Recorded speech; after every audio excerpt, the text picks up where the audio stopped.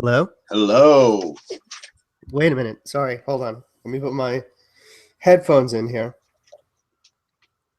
How you doing? I'm well. How are you? Good, good, good. Now, for some reason, obviously this is recording audio right now, but I do not have you. I don't see you.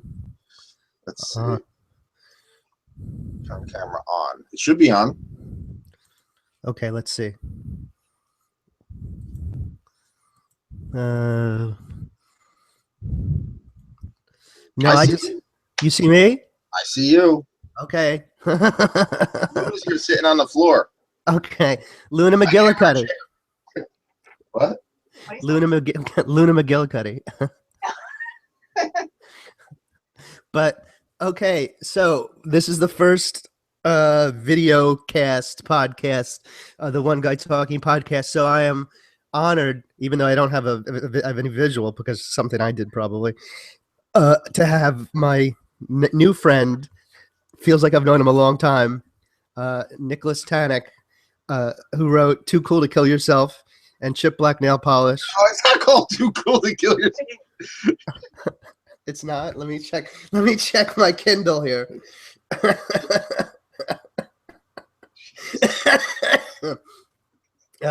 Man, I'm batting 1,000 this morning. Here we go. Here we go. Here we go. I got it. I got it. I got it. I mean, I'm gonna give you the right plug.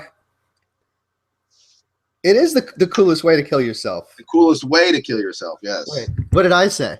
You said "too cool to kill yourself."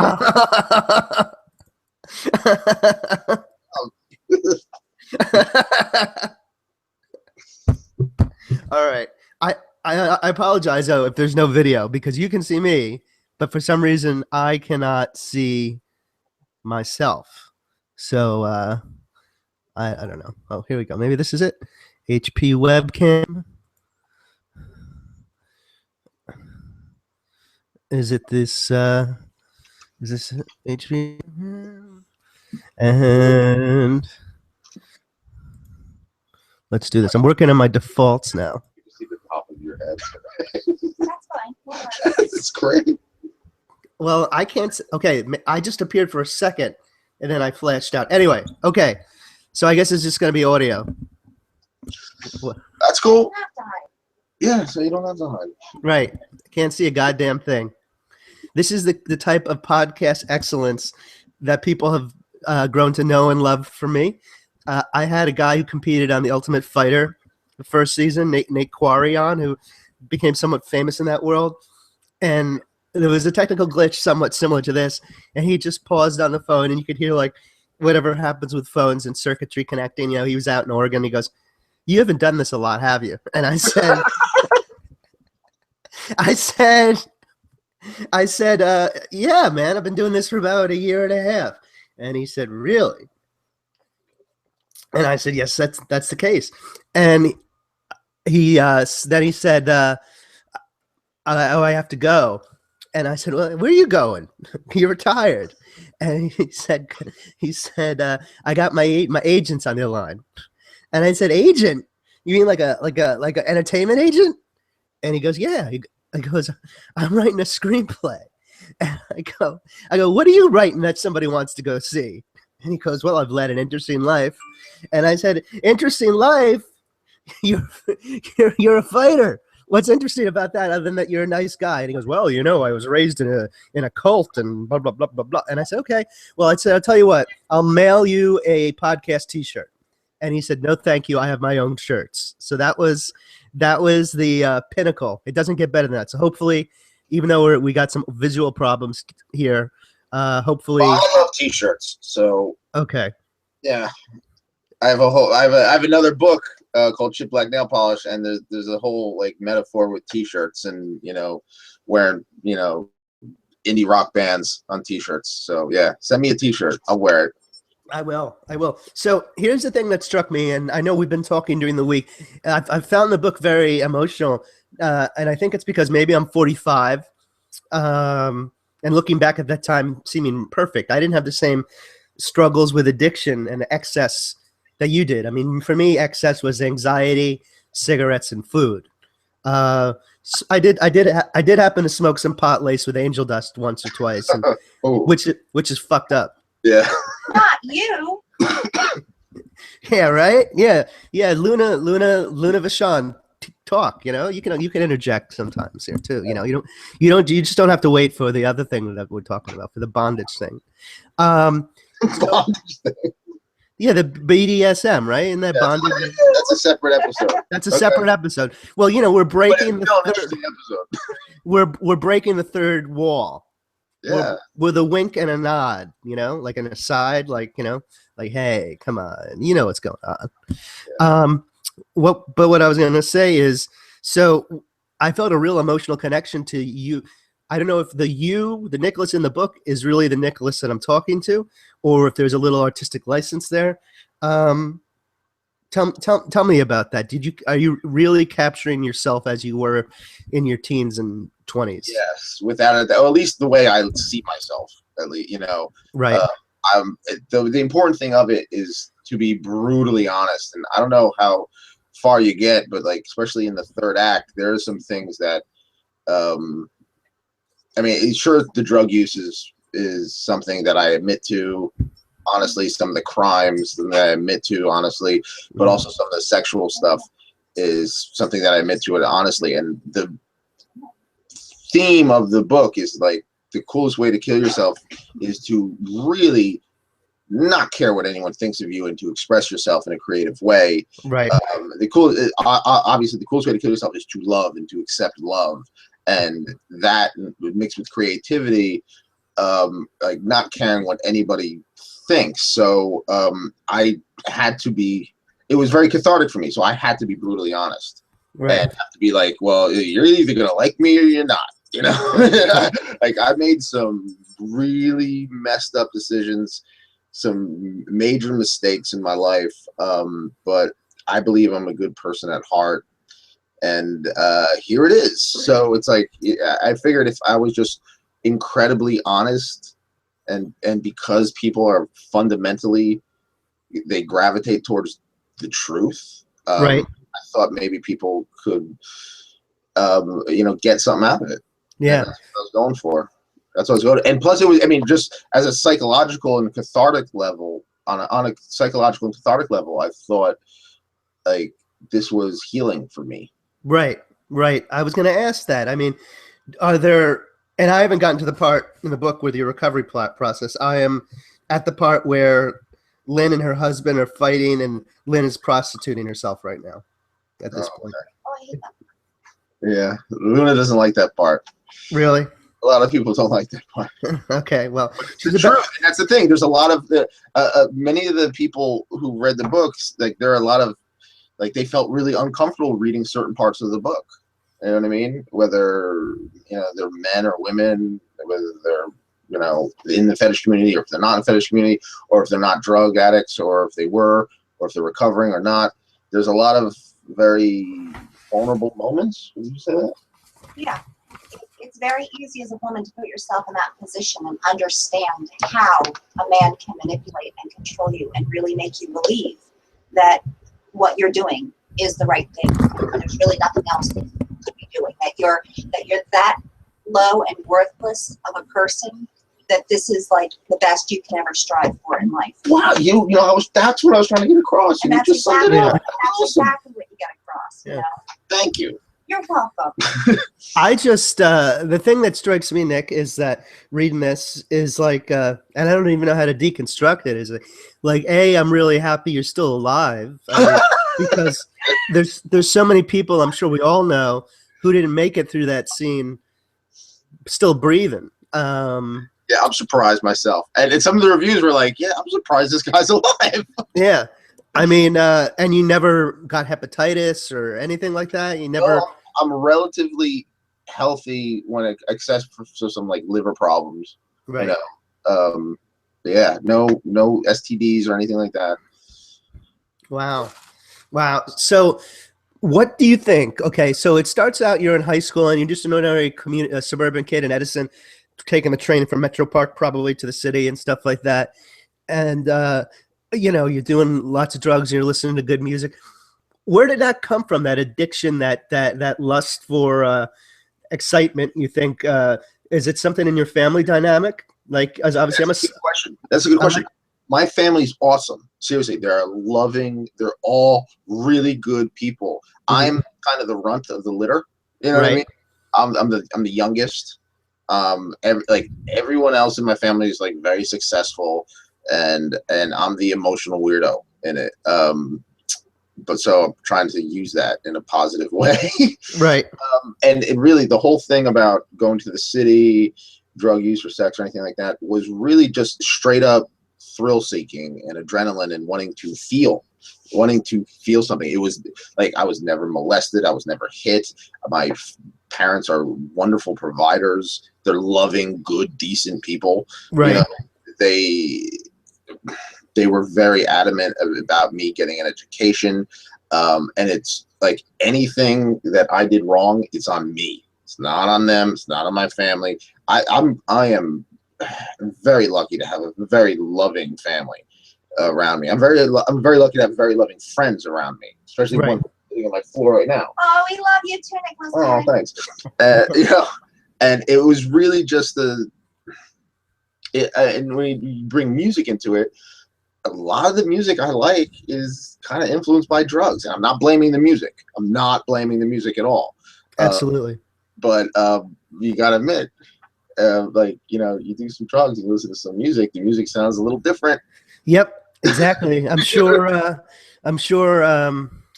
Sean Ryder and Bez from Happy Mondays and people like Charlie Parker would be agreeing with you, and Chet Baker and I was talking to my friend Kevin yesterday about the Happy Mondays, and a lot of people don't like the Happy Mondays. Some people love them. I love them.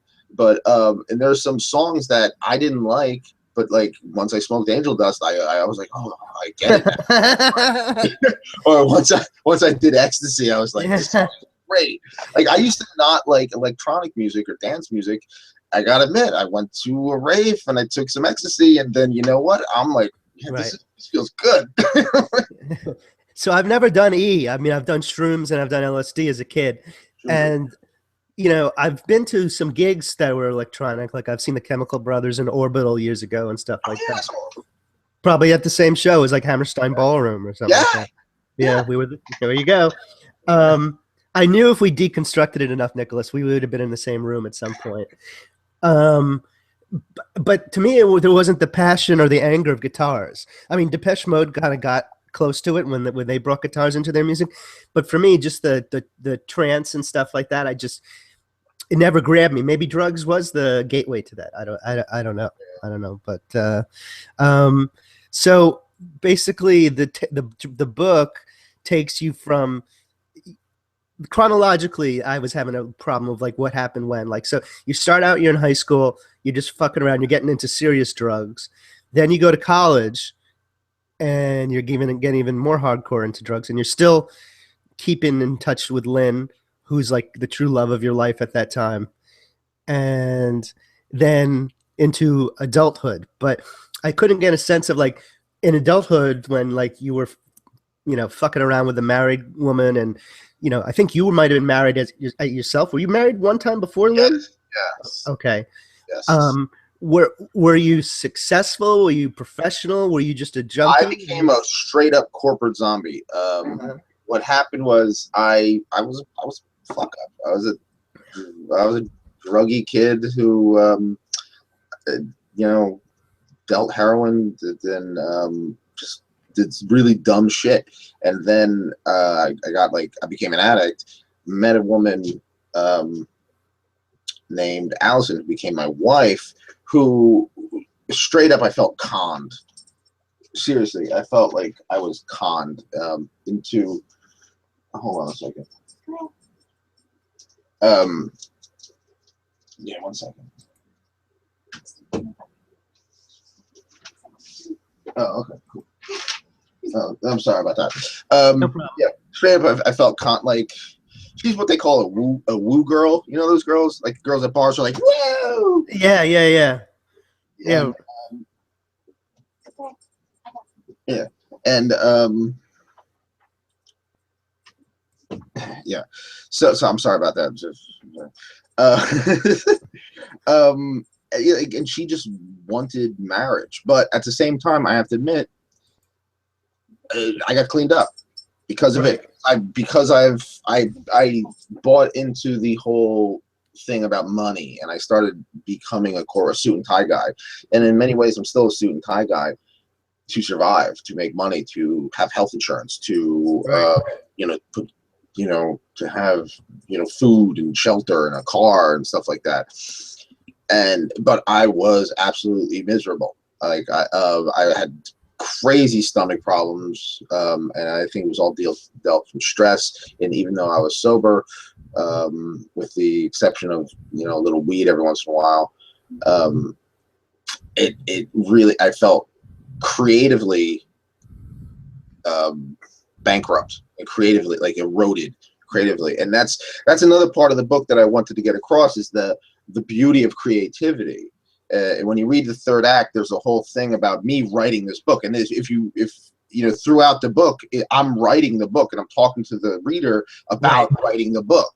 And I think that's a beautiful thing. And I just, when I fell into this corporate zombie mode where I was, this suit and tie guy with the house, with the car, with the pretty wife and everything like that. And I felt creatively bankrupt, and I felt like I lost my soul, or lost the spirit, lost the fire in me, and that just killed me. For how long? How long was this? A couple years. I'd say about 4 or 5 years. Wow, you made it that long. Yeah, yeah. And she, I mean, it's all in the book, but it's like, I don't mind talking about it. It's like, but yeah, she, obviously I was miserable. Right. She, wanted more of the typical lifestyle, and that's just not my thing. I want passion. I want art in my life. You know what I mean? And yeah, she straight up left me, and I was kind of devastated, but at the same time relieved. Yeah. You know what I mean? And that's when Lynn came back into my life. Okay, I haven't gotten to that point. Yeah, that's the whole third act. Yeah. I don't know if you how much you want to share with the people who are going to be listening, or I don't know if watching or whatever. I just want them to read the book. I don't care. Read the book. Right. I mean, here's a couple of takeaways. Obviously, I'm a psych student, so obviously I look at things through a perspective of therapy, and what really struck me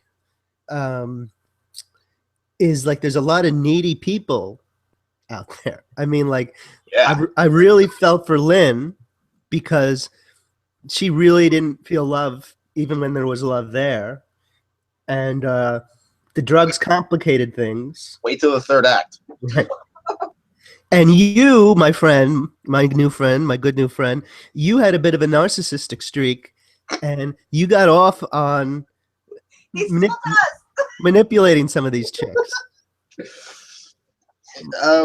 Yeah. No, straight up. I was a jerk. I was a straight up jerk. And that's another point of the book, is that, like, even jerks can find redemption.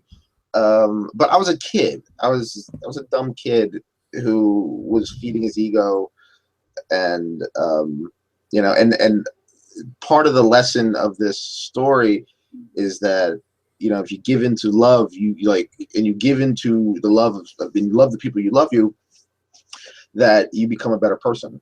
And I truly feel I have become a better person. So that's why I was kind of a narcissistic asshole in the first act of the book. And there are people, like, who tweeted me, who were saying, like, I'm reading The Coolest Way to Kill Yourself. Like, this guy's a jerk. I don't know if I like him. but that's the point. It's a character arc. So it's, I wanted to show that even if you're young and dumb, you can redeem yourself, and that's what it's really about. It's about redeeming yourself through, loving people, loving each other, and being good and being just a good person. Right. So it's funny. Ironically, from a timing perspective, in grad school right now, I'm taking a substance abuse class, psychology of substance abuse, and this isn't me talking, but my professor mentioned this the first week in the class, and he's a guy who's run rehab places and psychiatric institutions all over the country and stuff like that. He has said, if an addict, and I just throw this out for you to not to put you on the spot, but for you to argue from your point of view. He has always said, if an addict doesn't do a 12-step program, they're in trouble. And I don't know if that's just, psychiatry, just towing the company line, but he was very adamant to the fact that he said, I've been doing this for 40 years. And brother, if you don't, if somebody with a substance abuse problem doesn't do an NA or an AA or something like that with steps, there's going to be a problem. He said, yeah, one or two might be clean, but the majority of them are going to go back. Oh, I agree with that. I mean, addicts need structure. I need structure. I need routine. It's weird. I hate the work week, but I feel normal during the work week, and I feel too. kind of wild and loose during the weekend. Me too. Even if I don't do any, like, even if I just sleep all day and binge watch Breaking Bad, or yeah, it's different for everybody. I mean, for me, what kind of got me off drugs was, I mean, I got on methadone, and that really helped, but I had to help myself. I had to work the program, and I was on methadone for years. Right. And I used while on methadone, which didn't help, but methadone helped me also not go through the withdrawal, so I didn't have to use it anymore. Right. Right. So there's that, and then, like, honestly, it was just, seriously, it was love. It was love of like, Lynn's love helped me kind of just get through it, not do it anymore. And then Lynn had a problem with OxyContin, which is drugs are a hardcore problem in this country. Right. And we really helped each other get through our demons when it comes to addiction. And it was just like, like, we're gonna do it, and that's like, we're gonna do it because we love each other, and we got to get our shit together. We got to get our lives together. And I mean, I'm still trying to get my life together. Like, I got a million and one things to do to get my life together, but still, I'm on the way there. Yeah, me too. Me too. I still get the feeling, and obviously it's weird. Like, I'll be at the playground with my kid, and I'll see two older kids or whatever fucking around, like, throwing sticks around or something like that. And in my mind, I go, wow, some adults should really get involved and tell those kids to mellow out. And then I go, wait a minute, you're a 45-year-old fucking man. You could walk up to those kids and say, hey, mellow out, Mr. 7-year-old, and stuff like that. I still feel like the little kid on the playground, or the teenager trying to get in to see the concert at the Ritz or something like that. I don't feel 45, but I know. I had a totally. I don't feel like I just turned 40. Right. 40, and the people I love, Melissa Blair, Luna, who's right here, my friend Kevin, like, they threw a big party for me, and it was great. It was a party. I don't feel like I'm 40. And right. I'm on Facebook and I'm on Twitter, and I see, like, these albums that came out when I was in high school or in college, and there's like, this is the 25th anniversary. And Yeah. I'm like, I can't believe I'm that old. Yeah, what blew me away was when it was the 30th anniversary of Joy Division's Love Tear Us Apart. Yeah. Oh no. Oh, there's a great documentary I got to send you that the husband of my friend Wendy sent me. It's all about indie rock, about, like, Joy Division, Factory Records. You got to check it out. Cool. And you mentioned 24-Hour Party People in your book, and that was one of my favorite movies. There was the book's even better. Really?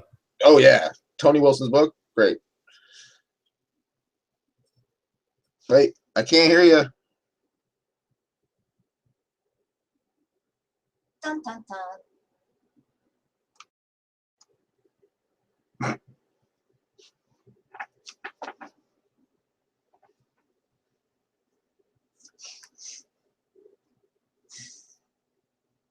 Nope.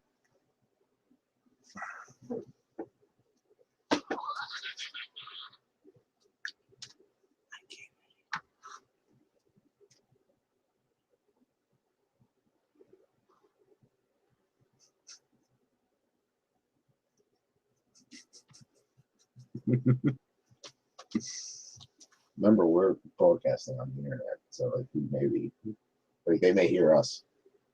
Oh, they, Wouldn't that be funny? they may not hear him. No, no.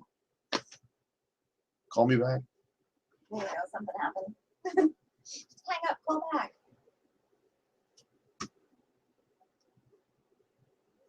He's calling me.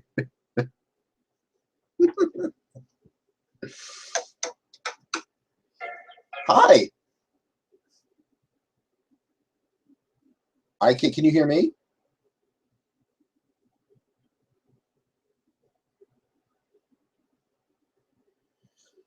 No, something happened.